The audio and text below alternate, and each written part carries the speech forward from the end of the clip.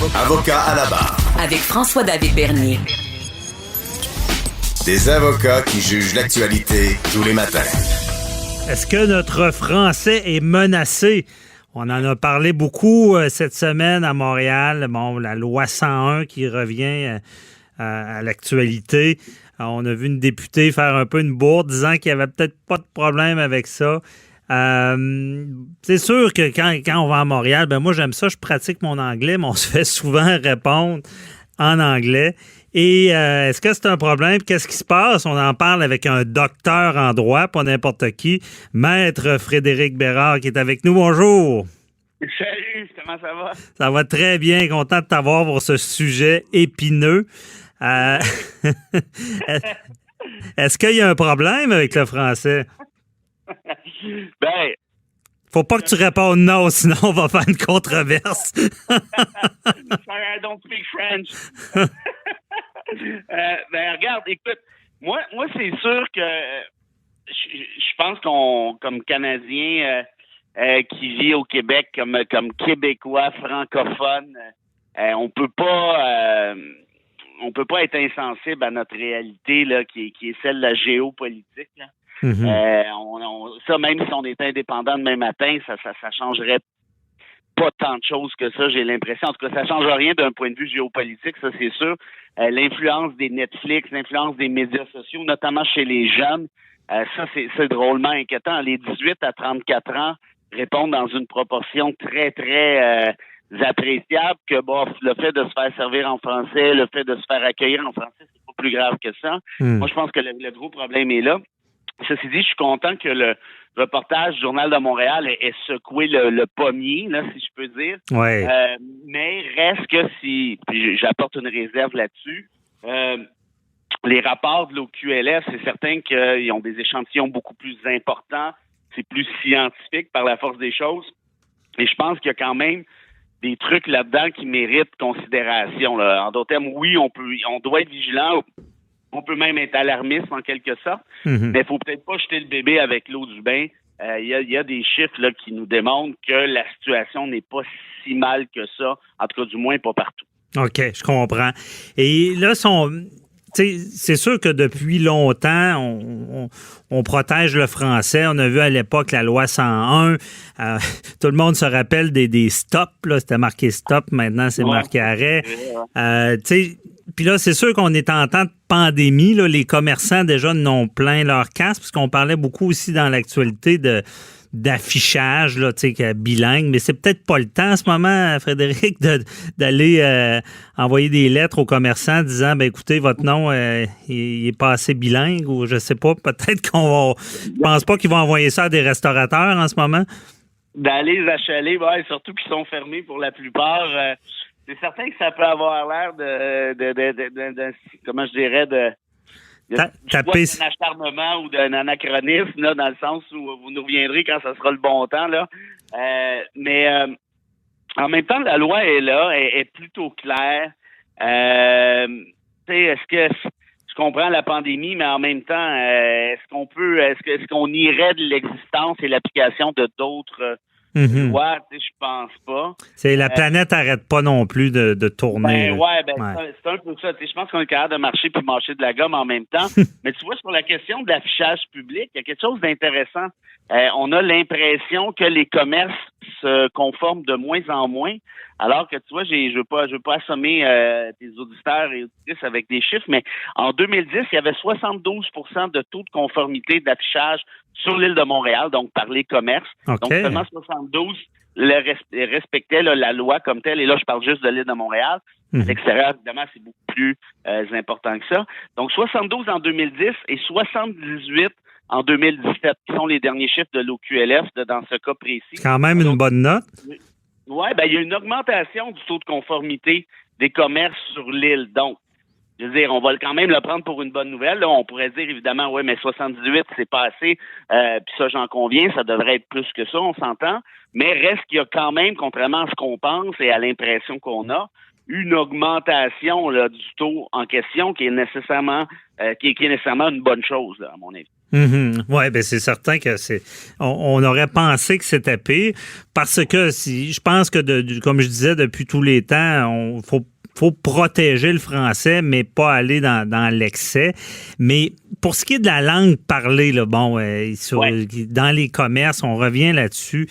Là, je veux pas te mettre dans l'eau chaude non plus, mais je parle, je parle aux constitutionnalistes, là.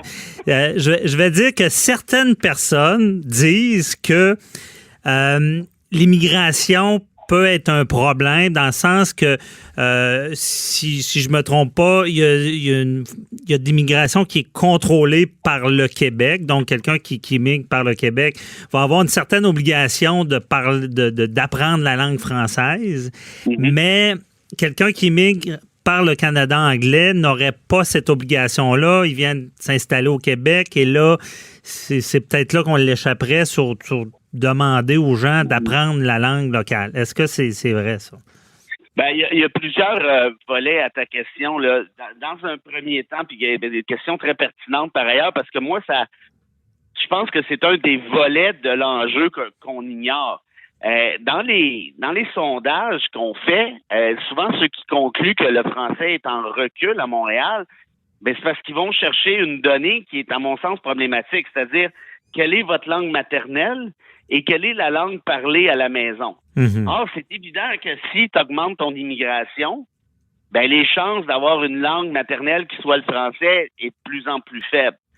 À plus forte raison, la langue parlée à la maison. Mais là, ça dépend de ce que vous voulez. Moi, personnellement, que la personne parle arabe à la maison, oui. qu'elle parle créole, moi, je m'en fous. Vraiment, c'est ça. À vrai dire, ça m'intéresse pas du tout.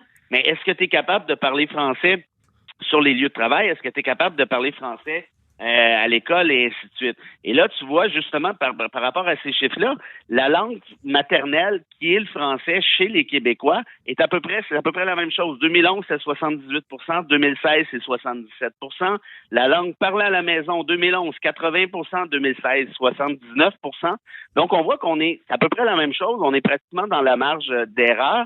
Et là, je vais reprendre le dernier volet de ta question, qui, lui, est franchement pertinent. Il faut pas oublier que les enfants d'immigrants doivent aller à l'école en français. C'est une des prescriptions, tu le sais, de la loi 101.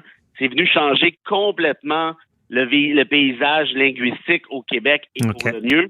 Tu vois, au début des années 70, donc avant la loi 101, il y avait 14 % des allophones qui allaient à l'école en français. Là, on est rendu à quelque chose comme 84 % si ma mémoire est bonne. Et sur la question donc que tu soulevais en rapport à ça, c'est que effectivement, si l'immigrant débarque ici au Québec tout de suite, ses enfants doivent aller à l'école en français, ça fait pas de doute. Okay. Si par contre, ils vont, pareil, je sais pas moi, ils déménagent, disons, ils partent de peu importe où, ça n'a pas d'importance, de l'Allemagne, ils vont vivre en Ontario et les enfants en question vont à l'école en Ontario. Là, en transférant éventuellement au Québec, effectivement, s'ils ont déjà étudié en anglais dans une autre province canadienne, ils peuvent se prévaloir de ce droit-là. Okay. J'avais fait des études là-dessus, par contre, et je te dirais que c'est très, très minimaliste. On parle entre 80 et 100 étudiants, donc 100 élèves par année, qui se prévalent de cette clause-là, qui est ce qu'on appelle la clause Canada, là, qui est prévue à l'article 23 de la Charte canadienne. Bon, on pourrait critiquer ça, on peut évidemment être en désaccord, mais reste que c'est pas ça qui a un impact majeur là, au Québec. Là. Si on parle de 80, 100 étudiants par année, on s'entend que c'est pas là que ça se joue du tout. Où ça se joue, par contre, c'est que quand tu débarques au Québec, tu t'en vas à l'école en français, puis ça chialait au début, mais on a créé des enfants de la loi 101. Là, on est rendu à quoi? Une génération, presque 2 générations. Et on les voit, les impacts. Tu te promènes un peu partout. Moi, j'enseigne à l'Université de Montréal, à la fac de droit, des enfants d'immigrants. Là, il y en a plein. Là, il doit y avoir, je sais pas, 10, 15, 20 % facilement à l'œil comme ça. Or, ceux-ci s'adressent à moi et à leurs collègues dans un français impeccable. Je connais des étudiants là qui sont, écoute, je te donne un exemple, là, une fille que je connais qui est partie de la Moldavie, là, ça parle pas français capillaire en Moldavie, là, ça parle roumain et russe. Elle est partie de là à 9 ans. Sa mère était neurologue là-bas, elle est débarquée ici. Elle n'est pas capable de se trouver de job de neurologue, merci au Collège des médecins. Donc, elle devient infirmière auxiliaire. Et sa fille, qui parle pas un mot de français en débarquant ici à 9 ans, ben à l'âge de 14, 15, 16 ans, c'est elle qui est devenue tutrice pour aider des enfants d'immigrants et autres Québécois à apprendre le français. Wow, ça c'est un bon exemple. Mais ça veut dire que, Frédéric, le problème vient pas de là. Il nous reste environ 2 minutes, mais je voudrais t'entendre. Est-ce que, parce que souvent on dit dans les commerces, comme j'ai dit, moi, à Montréal, je me fais répondre en anglais, puis souvent, je vais avoir tendance à dire, bon, bonne opportunité de pratiquer mon anglais. Mais je suis pas sûr que c'est la bonne chose à faire, mais est-ce que ça peut venir de la paresse aussi, de dire, est-ce qu'on a le devoir d'exiger d'être répondu en français? Ben, tu vois, il y a le dernier chiffre pour aujourd'hui. C'est 96% des commerces qui te servent en français. C'est certain que si tu fais une étude sur le campus McGill ou dans le West Island, ben c'est évident que on s'entend bien, là, les chances augmentent.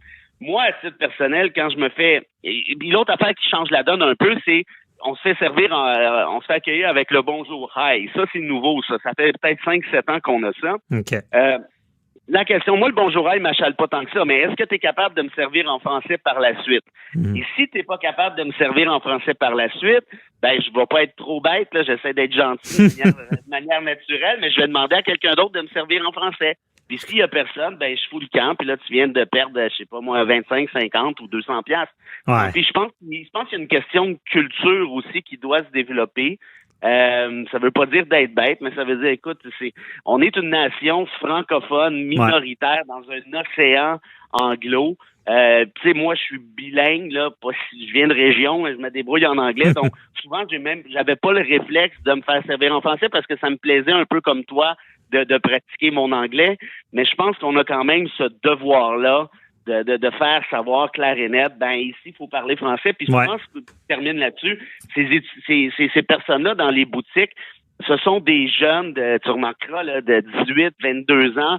Souvent, c'est des étudiants à McGill ou à Concordia qui viennent de débarquer ici, qui n'ont pas encore eu la chance d'apprendre le français. Moi, j'essaie d'être quand même assez relax. Ouais, c'est ça. Là, parce que je veux les intégrer, tu sais, je veux qu'ils l'apprennent, mais en même temps, je veux qu'ils comprennent que justement, ils doivent l'apprendre. Ça fait partie un peu du contrat social au Québec. Ben, c'est bien dit, puis je suis de ceux aussi qui disent que faut pas devenir paranoïaque, mais quand même, il faut protéger notre français. Si on laisse aller, je suis pas sûr que ça va donner des bons résultats.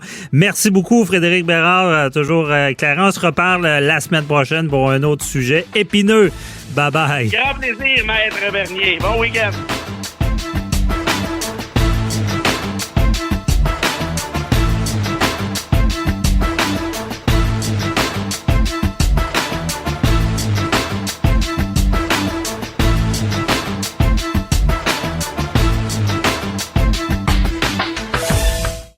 En cette période des fêtes, offrez la beauté en cadeau. Et Sephora vous permet de le faire lors du Vendredi fou. Cette semaine, profitez d'aubaines quotidiennes et de 50% de réduction sur des produits sélectionnés chaque jour. Revenez tous les jours pour ne rien manquer. Et ce n'est pas tout. Sephora prolonge le Vendredi fou jusqu'au 29 novembre avec encore plus de trouvailles beauté à 50% de réduction. Profitez de toutes nos réductions en magasin et en ligne sur sephora.ca. Des conditions s'appliquent. Détails sur sephora.ca.